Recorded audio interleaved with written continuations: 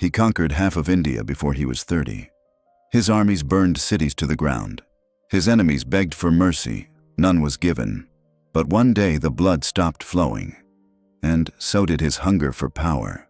What could make one of history's most ruthless kings turn away from his throne to seek peace in silence?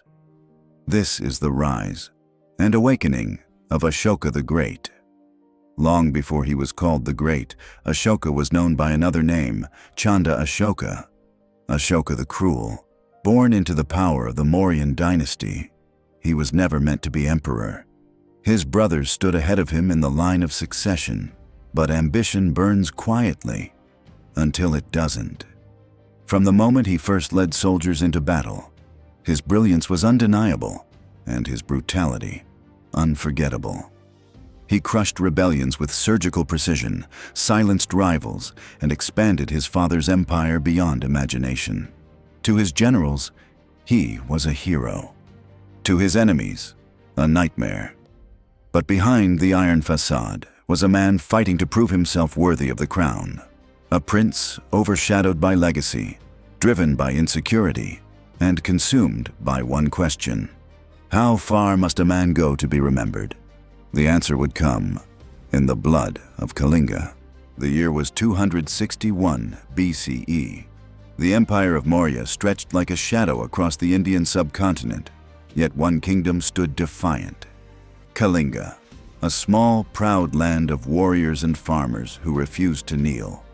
Their defiance enraged Ashoka. For him, this was not politics. It was personal. Kalinga's independence was an insult to his power, a challenge to his name. The emperor unleashed an army the likes of which the region had never seen. Elephants armored in bronze, chariots grinding through the mud, the ground trembling beneath thousands of soldiers. The sky darkened with arrows. The earth shook with drums of war. Kalinga resisted fiercely. Every street, every hill, every river became a battlefield. But Mauryan discipline crushed their courage. City by city fell until there was nothing left to defend. When the dust finally settled, Kalinga was silent, the silence of death. The rivers ran red. Fields that once grew rice and wheat were now graveyards. Tens of thousands of bodies lay where homes once stood. And in the middle of it all, the conqueror himself. Ashoka dismounted from his elephant. His sandals sank into blood-soaked earth. He walked through the ruins, temples burning, mothers clutching lifeless children, soldiers weeping in shock. The empire was his. Yet, for the first time, it felt like nothing. The fire in him, the hunger for power, flickered, then died. What began as conquest ended as awakening. In the ashes of Kalinga, a new Ashoka was born. The war was over, but the echoes refused to die. Ashoka returned to his palace not as a hero, but as a haunted man. The marble halls that once gleamed with triumph now felt colder, emptier, silent. At night, he couldn't sleep. The faces of the fallen haunted his dreams. Not soldiers, but children, mothers, the old, the helpless. He heard the clash of swords long after the war drums had stopped. He smelled the smoke of burning villages when there was none. He began to wander the corridors of his palace in silence, searching for something he couldn't name. His advisors called it weakness. His generals feared it was madness. But Ashoka knew. It was neither. It was remorse. The weight of his own power had turned against him. He began to question everything. What was the meaning of victory built on corpses? What was the worth of an empire if its ruler had lost his soul? And in that darkness came a spark. A monk, calm, barefoot, unarmed, entered the emperor's court. He spoke no accusation, offered no comfort, only truth. Peace, he said, cannot be conquered. That single phrase cut deeper than any sword. In the stillness that followed, Ashoka the conqueror began to fade, and Ashoka the seeker took his place. Days turned into weeks. The emperor withdrew from his court, from his generals, from the very throne that once defined him. Then one morning, without ceremony, Ashoka rode out alone. No guards, no banners, no drums, only silence. He traveled back to Kalinga. The fields that once burned were green again, but the people had not forgotten. They stared at him, the man who had taken everything from them, with fear and hatred. Ashoka dismounted. He walked barefoot into the ruins of an old temple, its stones still blackened from fire. There he knelt. No royal decree, no priest, no audience, just a man, his shadow, and his guilt. And there, amid the ashes of his own making, Ashoka made a vow.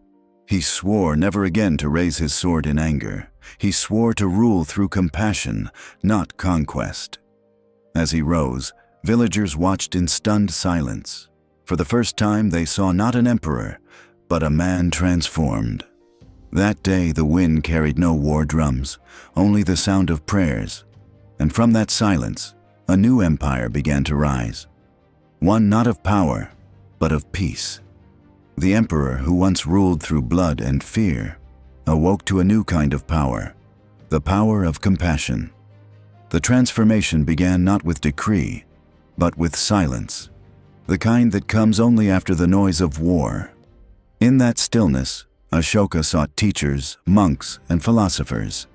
Among them was a humble monk named 𝙎𝙁, who taught him that no empire, no crown, no victory could outlast the peace within a single soul. The lessons were simple, yet they shattered everything Ashoka once believed. He began to see his empire not as land and gold, but as people, fragile and human, capable of suffering and joy. In the years that followed, the emperor's court changed beyond recognition. The drums of war were replaced by the chants of monks.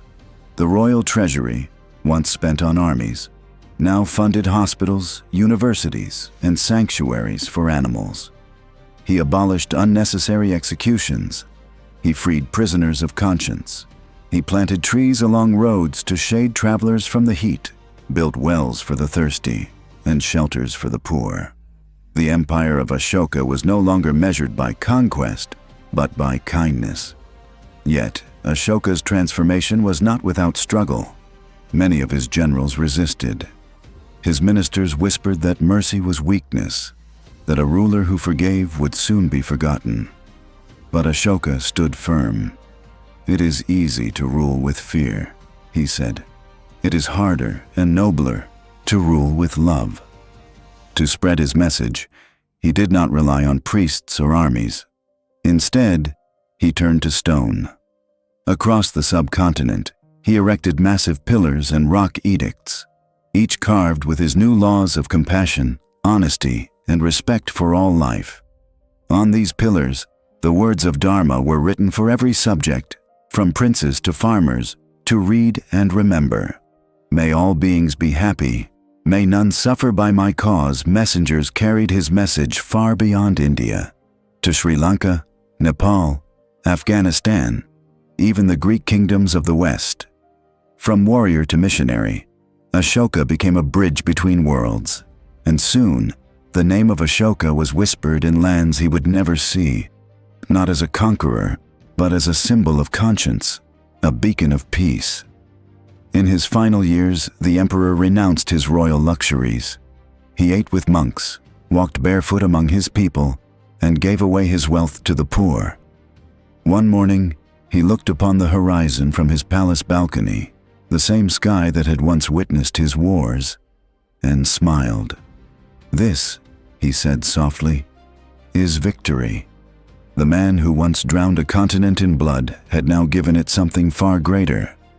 The idea that power without compassion is emptiness, and peace without justice is illusion. Ashoka the conqueror was gone.